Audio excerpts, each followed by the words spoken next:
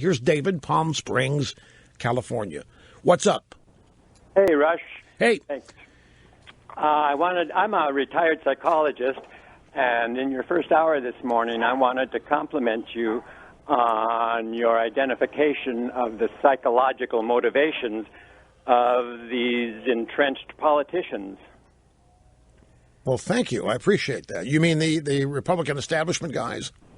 Those and the liberals as well, because it really is a process that they have to go through after years and years of convincing themselves that they aren't doing it out of self-interest. They're doing it to serve the interest of the public. They self-hypnotize themselves into believing that delusion. Well, it's exactly right. The point that I made, if I recall what you're specifically referring to, was that it's personal to them. This is about losing a precious personal position of power, prestige, security, income, what have you, that's disguised as caring about other people, the system, what have you. It's purely personal, and they fear losing it. It absolutely is. If I can expand on it a little bit, I've been Yeah, I would love to hear this, because I've got to take a quick break if you can hang on through the break. But I'm fascinated, because here we have a professional mind analyzer telling me that I nailed it. So, yeah, I want to hear this. Yeah, we happily rejoin David, a retired psychologist in Palm Springs, California, who is calling to congratulate me on my analysis of the motivations behind the Republican and Democrat establishment. You said it was profound. What exactly did I say that engendered this reaction from you? Well, you described how they have to get up in the morning, every morning, and remind themselves of how great they are. And how relevant, how important, how they matter to themselves. They tell them they matter. Yes. They're opinion makers. They shape outcomes. That's what they tell themselves each and every day. Right. Now, in order to maintain that self-delusion, they have to engage in behaviors that I call spiritual vampires.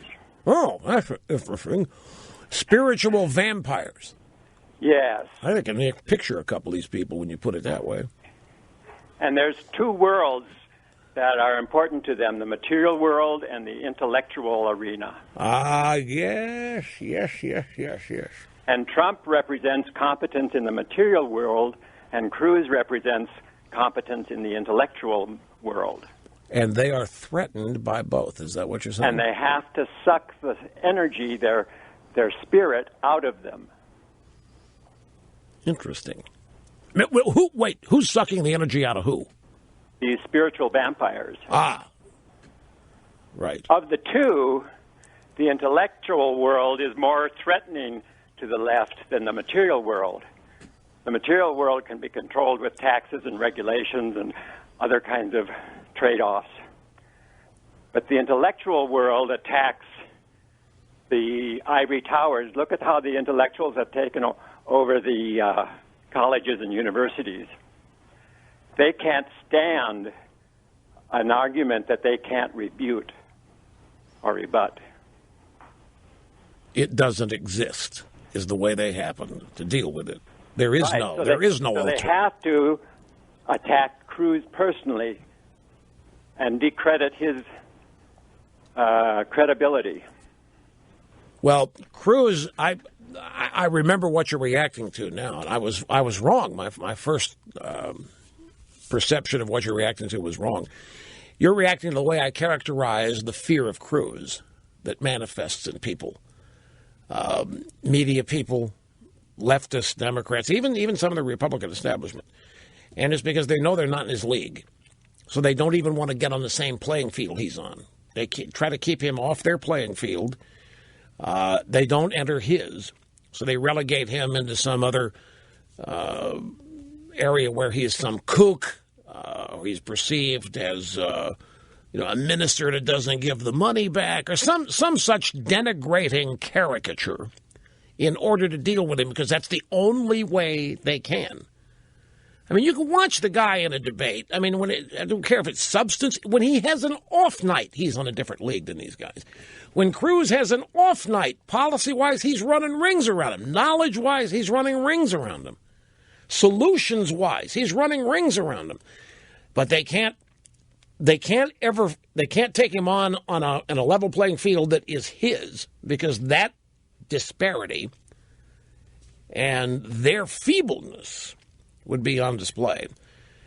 So rather than acknowledge any of that and go there, they ignore him, report on him from afar, characterize him as some real unique kook that has nothing in common with very many Americans. It's made the point last Friday. Here's a guy that, despite all of these obstacles, has nevertheless owned and occupied second place in the Republican primaries for quite a while now. And it's, I think, a fundamental aspect of Cruz that causes all this is his conservatism. Do not doubt that for a minute. When it comes particularly to leftists and Democrats, and even some Republicans, it's the conservatism that Cruz knows, the conservatism that he is, the conservatism that he can explain, not in a tangential way, but he can explain it by proposing solutions.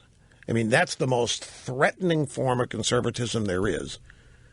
A common sense solution. Whatever problem you have, whatever issue you're discussing, he has the ability to articulate the conservative solution to it and thereby define conservatism. But he's not defining conservatism. He's just engaging in, here's what we need to do to fix it. This is what would work. And people's, yeah. Except they've got horns coming out of his head. So when he says these brilliant things, people don't pay as close attention because they've succeeded in characterizing Cruz as whatever, an oddball, freak, kook, whatever it is. Those are my words, but whatever your impression of the way they've characterized him would work as well. And that's what they do to every competent, threatening conservatism. Never take them on substance. Don't ever, because they can't. Like Nora O'Donnell in the soundbite we played earlier on this surveilling neighborhoods with the NYPD. You may not be aware. You may not know. Well, let me tell you something. You may not. It's always designed as a disparaging put down of sorts.